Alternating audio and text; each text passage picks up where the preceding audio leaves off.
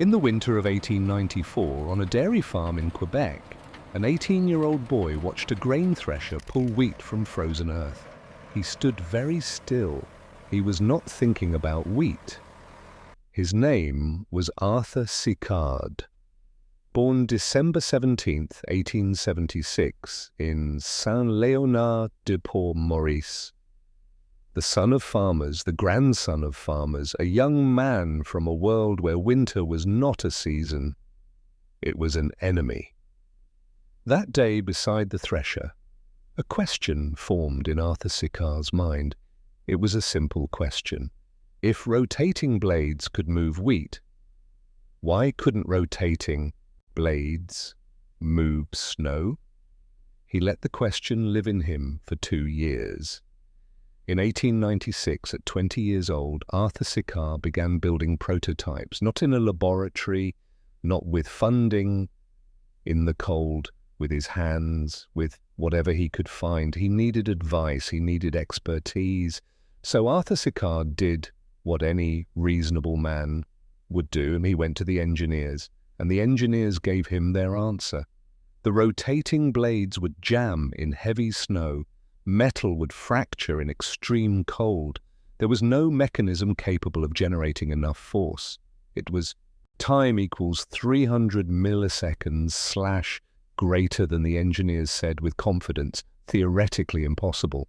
Arthur Sicard heard them. He wrote it all down. And then he went back to his workbench. He did not argue. He did not plead. He simply kept building. He approached banks next. He needed capital. The answer was the same. No credentialed engineer supported the design. No institution would fund a machine that experts had already declared would never function. For the next 3 decades, Arthur Sicard funded himself. Every dollar came from farm labor, hard work, slow accumulation. $40,000 in the end, every cent his own. 0 investors, 0 loans, just one farm boy from Quebec and 31 years of stubborn refusal to accept the word impossible from people who had never once tried to build the machine themselves. By 1925, Arthur Sicard was 49 years old. His hair had gone grey, his hands were calloused from decades of labor. And in that year, at last, the prototype was complete. He called it the Sicard Snow Remover Snowblower. It was a machine unlike anything that had existed before. Time equals 500 milliseconds / greater than rotating blades, a discharge chute, an engine powerful enough to hurl packed snow 90 feet through the air. Everything the engineers had called impossible, it did. The blades did not jam. The metal held in the cold. The power was there. 31 years of physics and stubbornness had answered every technical objection. In 1927, Sicard contacted the city of Montreal and Outremont.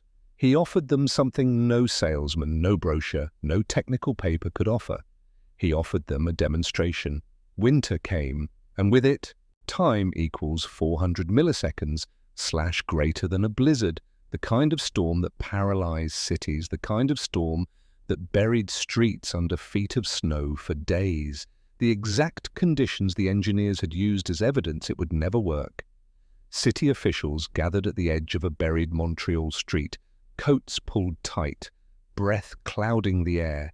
They had heard the claims. Now they would see the machine. And Arthur Sicard started the engine. The blades rotated. The machine moved forward into a wall of packed snow and ice, and the snow, instead of jamming the blades, flew 90 feet, a white arc against the grey Montreal sky. The officials watched. They did not consult engineers. They did not request technical reports. They watched streets that had been buried for days become clear within hours. That was their report. When the demonstration ended, no one said a word about theoretical impossibilities. Montreal's officials had one question: how much does it cost? $13,000, that was the price.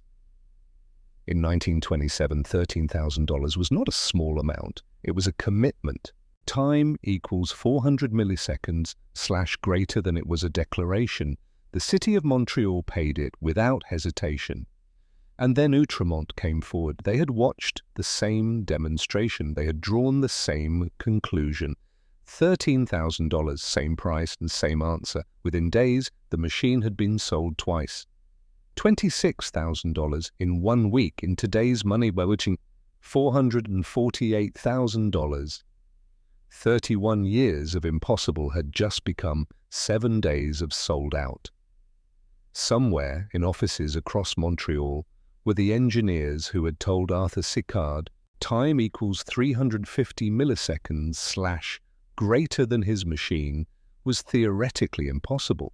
They had been right about theory. They had been entirely wrong about the machine.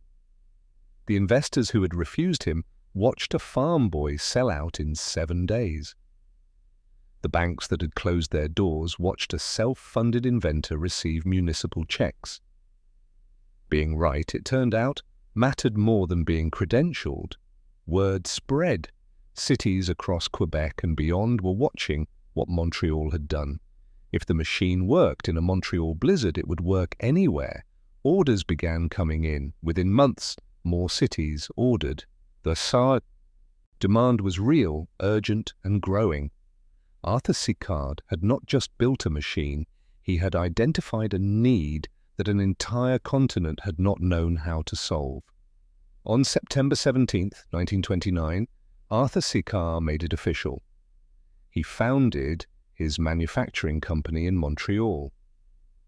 A farm boy from Quebec now owned a company producing machines that cities across North America depended on.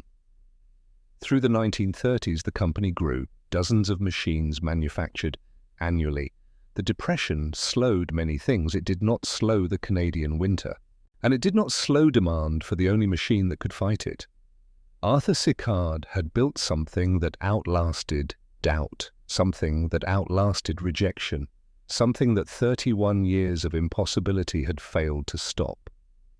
He had built an industry. On September 13, 1946, Arthur Sicard died. He was 69 years old. He had spent his entire adult life on one idea, and that idea had changed how cities survived winter. Montreal did not forget him. The city named Rue Sicard in his honor. A street in the city he had stood in the cold. Time equals 400 milliseconds / greater than, and proved every expert wrong. A street with his name in the snow. In 1995, Canada Post issued a commemorative stamp bearing Arthur Sicard's image and his machine. A farm boy from Quebec, rendered in ink, honored by the nation he had helped to function through winter. Today, Group Sicard SSY Incorporated continues. The company he founded in 1929 is still manufacturing snow removal equipment. The name has not disappeared. The machine has not been replaced.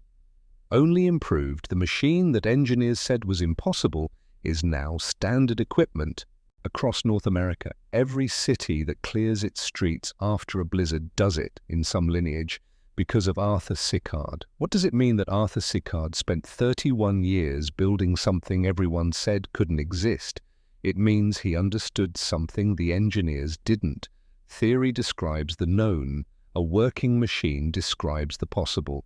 He was not the most educated man in the room. He was not the most connected. He was not the most funded. He was simply the only one who kept building after everyone else had told him to stop.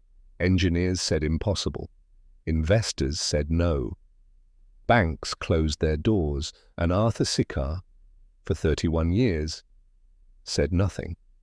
He just kept working. And in the end, the machine answered for him. Montreal paid $13,000, not for a theory, not for a promise, for a machine that worked in a blizzard on a buried street while everyone watched. That is the only kind of proof that cannot be argued with.